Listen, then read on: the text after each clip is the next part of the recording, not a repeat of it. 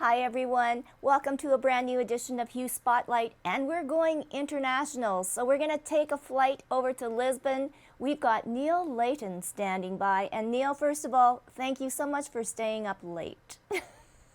Oh yeah, no problem. It's the kids are now in bed, but I'm still here. I was working on this European project. It was kind of a boring Excel budget for a translation project that we're working on for music and songs here in Europe. So it's nice to speak with you and talk about music. Music, and really the theme, I think, is the worldwide, I guess, relationship musicians have. And what you bring to the table too is being able to tell what's really happening across the pond in Europe, wherever, and bringing it back to us here in Canada. So you do have ties, I know, in Canada. So maybe explain your whole story and how Toronto, Canada, and Lisbon, Spain are connected. Lisbon, Portugal, actually. Portugal, Um, yes. so yeah, I mean, I was born here in Lisbon, in Portugal. And I moved to Canada when I was 12. My mom remarried, and so we moved to Toronto. And right after I finished U of T, I started a band with Edward Pond. So at the time, we had this band called the Conscience Pilot that was around the Toronto scene in the mid 90s, 96 to or 95 to 97 or thereabouts. And a couple years ago, I was at M for Montreal, and Edward and I decided to get the band back together. So I'm coming over in March to play the Dakota Tavern in Toronto, March 21st with the Conscience Pilots. Um, but meanwhile, I made solo records and put out singles like these seeds that we were talking about, and I also have another band here in Europe between Portugal and Sweden called Lusitanian Ghosts. So I like to keep busy. I work in the music business. I'm a music publisher and I have a label, and we do European lyric translation projects with Robert Singerman from Lyric Find in Canada. And so, I keep busy. Helps me stay out of trouble. Oh, it certainly does. Okay, so now let's talk about music. You work in so many different countries. What are your feelings now about singer-songwriters across the world? What is, like, I shouldn't say important, but maybe what is important to you now, to write about and to tell people what's going on? It's more than just, I think, storytelling. It's really letting us know these things are happening. Yeah, I mean, with a song like These Seeds, I was quite shocked and appalled by the Russian invasion of Ukraine. And I wrote that song like 2 years ago and never really released it at the time because everybody had the spotlight on what was going on in Ukraine. I mean, you two were playing in the Kiev underground, and so they didn't really need me.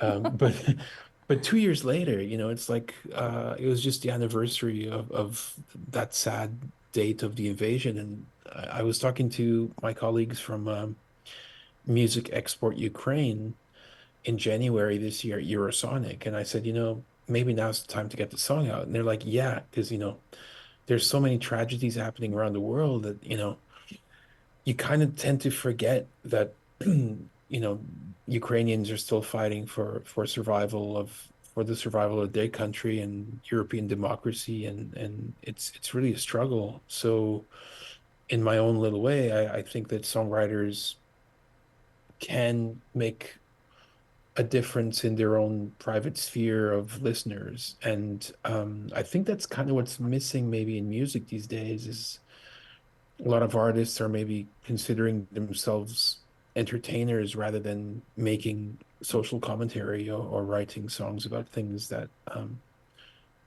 go beyond entertainment and are a bit more consequential in the raison d'être, the reason why you write. I mean, I don't. Yeah, it's a long-winded answer. I don't just write for entertainment. I kind of write from a personal perspective when it's a solo song. If I'm Mm-hmm. playing with the Conscience Pilot, I'm co-writing with Edward Pond, and that's a different thing. But the solo releases is when I kind of speak with my own voice. Well, and you raise a great point. It doesn't always have to be entertainment. You know, it doesn't always have to be that perfect hit song, but we're trained to hear that. We're trained to expect that. And I think that's what makes your music so interesting. And, you know, when they think, oh, well, he lives in Europe, so the Europeans Yeah. do things differently. And oh my God, we could talk on all of that about Europeans in the art world over, you know, over the whole board. But for you now, Neil, these seeds, I think, really resonates to so many different generations too, as well, not just people.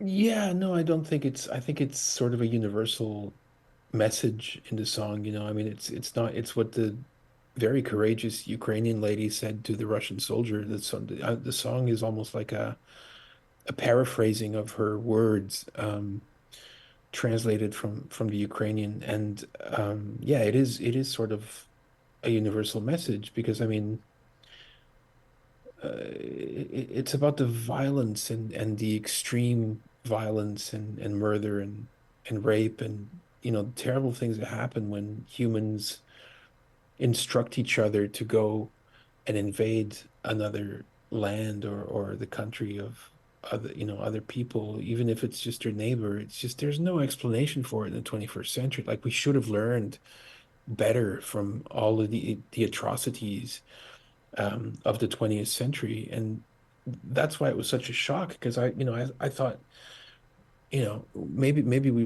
I thought we were beyond that. I think I was really naive and comfortable in my own sphere in this 21st century.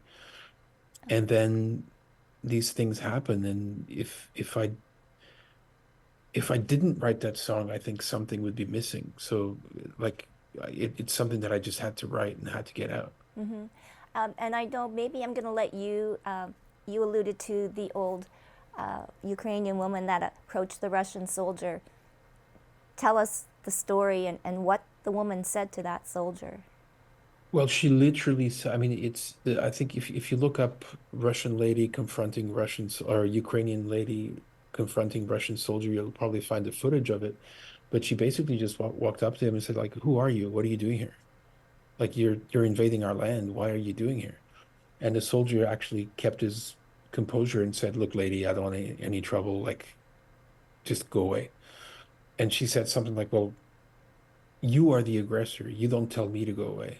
Who are you? What are you doing here? You're invading our land, and you're going to die here. And then she just said, like, put these seeds in your pocket because at least when you die, the sunflowers will grow. And that's incredibly potent and it's a very humble way to sort of tell the soldier that he's doing something wrong. And I think there's increasingly an awareness within the Russian people that the invasion is wrong. Hmm. And I think a lot of cracks are starting to show. Now they've murdered, Putin has murdered Navalny, who is already in jail.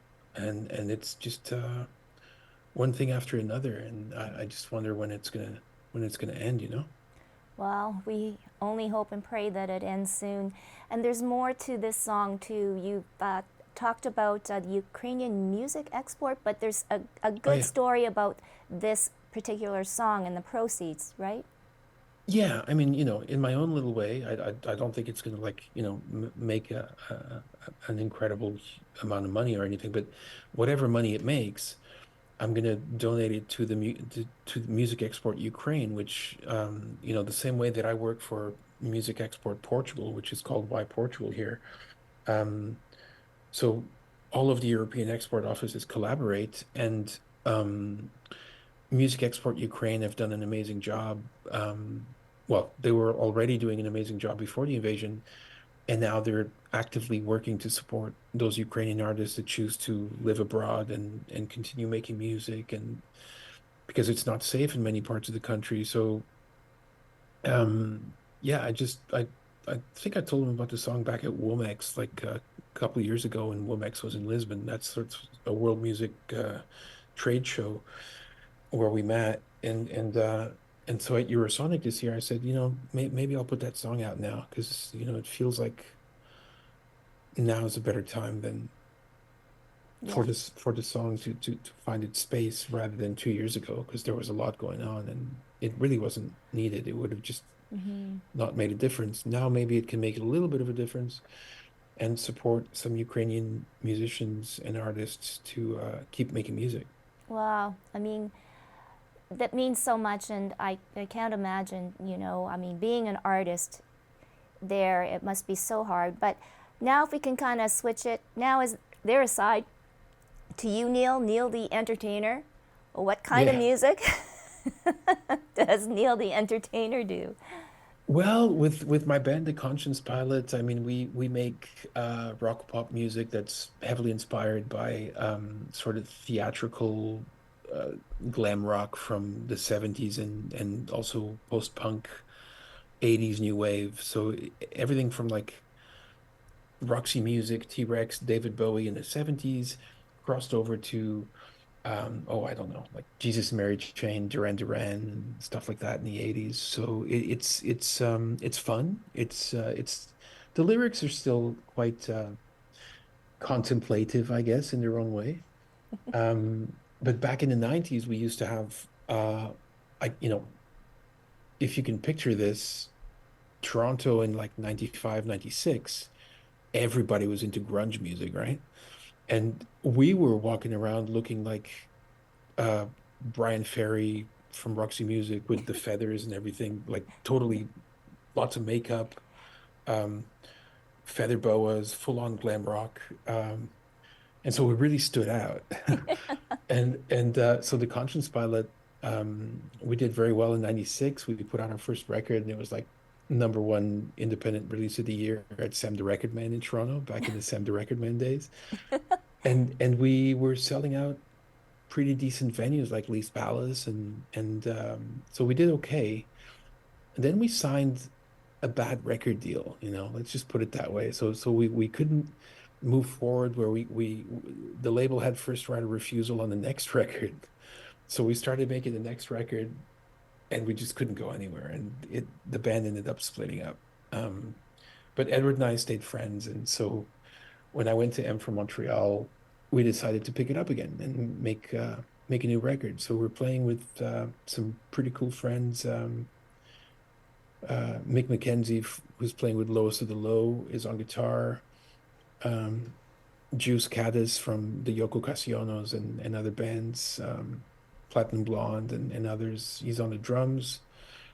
I think he was with Platinum Blonde. I hope I'm not making a mistake here. Well, you're And doing some name dropping. So you're gonna have. yeah, So now you're gonna be coming back to Toronto for a show. And I yeah, guess what is it like coming back home? Or it is, it is. I was having this conversation yesterday with some friends who were here in Lisbon, and they were asking like, "Oh, so where do you feel most home?" And I was like, "Well, I kind of feel home both places, but at the same time, I'm not like 100% home anywhere. I like being on the road. I like traveling and well, I don't like traveling, but I like being on the road and playing shows. And so I'm gonna fly in. We're gonna have a couple of rehearsals with the guys, and then play the Dakota on the 21st of March with our old friends Nightfinger, which is some of the guys that used to be in the Sinisters and the Leather Uppers. So I'm really looking forward to seeing them too. I mean, I think it's so cool to get the old boys back together again and to play. Uh, Before we wrap things up, though, Neil, I guess your commentary on where music is going, and you sit at a great place because what you've been describing as your job, you do a lot of things administratively, you perform, you have a solo career and a band career, back and forth from two continents. Where is music going to go, do you think? Well, I think there's there's different trends, right? I think music and the internet and streaming, in a way, there's a sort of mainstreaming effect, which was counterintuitive to the internet. Nobody expected that to happen. Everybody at first were like, "Oh, the internet is going to democratize everything, and we're going to have like an amazing long tail scene of niches and everybody's going to thrive. Well, that hasn't really panned out that way. I think there's a lot of gatekeepers, and streaming itself hasn't been financially so beneficial, or creating sustainable careers the way that people maybe hoped for. I'm not I'm not a huge critic of streaming. I think it's also been responsible, to bringing the music industry almost not back from the dead, but back into growth. Um, so I think it's very beneficial for the big labels. And I think it's the independent sector is very well organized in streaming through an organization called Merlin. So it's not that we're not getting our 52% from the streams or whatever. It's just that the streams are still paying very little, especially in the smaller markets like Portugal. So a stream in Canada is actually worth a lot more than a stream in Portugal. So I think artistically speaking, you have this effect of mainstreaming where artists want to be like they always kind of did, but now it's amplified through TikTok and stuff. They're doing things to catch people's attention, and it's entertainment, and they want the mainstream, and they want this big time success. And I think that's exaggerated. It's exacerbated by the internet and the way that things are now. But I also think there's a countercurrent to that, which I think hopefully will outlast or outtime these fads. And I think that there are those niches that you can find artists making really good music in different genres. But I think it's really, really important for folks like you to help get the word out on um, music that is less exposed or less talked about or not so much in the mainstream. So I think it's going back to like how it was in a way before the internet when we had like fanzines and things were communicated in small local music scenes through word of mouth. And in a way, I think that's what it's going to go back to because the actual mainstream in the internet is quite there's it's bringing a certain degree of concentration and everything sort of begins to sound the same when you're following fads like reggaeton or using autotune or whatever. It all ends up kind of sounding similar. I'm not really into that, and I hope that um, different niches also get to find their path. Well, I certainly hope so. I mean, for me and what I do, yes, part of it is due to the beauty of the internet and Zoom that I can meet all of these different artists across the world a lot quicker than I used to. But Sure. no, I love just meeting new artists and hearing new music. And I think that you're right. Everything does start sounding the same when it's mainstream, and then our brains become numb to it. That's So, right. Yeah. I mean, it's um, the same. It's the yeah. same with um, not just music, but I think maybe some other art forms sometimes where I see different shows on Netflix or whatever, sort of trying to sort of copy each other in a way. And I'm like, oh, is this? Oh no, it's not. This is a different one, but it was kind of similar to that one. And there's this sort of effect, and I think it's important to preserve um, the individual's voice in music and not Mm-hmm. write songs by committee or by songwriting camp or because otherwise things really do begin sounding the same no matter what artist is on stage singing. It's just like, oh yeah, okay, this song is like that other one, and Oh, yeah. no. But Well, Neil, it's been such a pleasure to speak with you, and you really bring to light a lot of different ideas that I don't get to talk about with other artists. So, we do have a video. I am going to let you explain it. But, anyways, folks, if you're in Toronto, March 21st, check out Neil and his band. They're going to play at the Dakota, correct? yeah, the Dakota Tavern on Yes, March and it should be 21st. some It's good on times. Bring your Ossington. feathers and big hair and. Yeah. And yeah, no, the video is for the brand new single from the Conscience Pilot called The Little Things. And even though it is a pop song in a way, It also talks about the little things. It talks about the things that are important, and we shot it. So the four guys in Toronto, Edward Pond directed the video, the bass player, songwriter. There's Stacey Stray in the video, Juice on drums, and Mick McKenzie on guitar as well. So the four of them they filmed their parts in Toronto, and I filmed here in Lisbon with a green screen and sent the footage over. And Edward is he's putting together the video as we speak, so it'll be with you very, very soon. Well, thank you so much, Neil, and we'll see you soon. Thank you so much.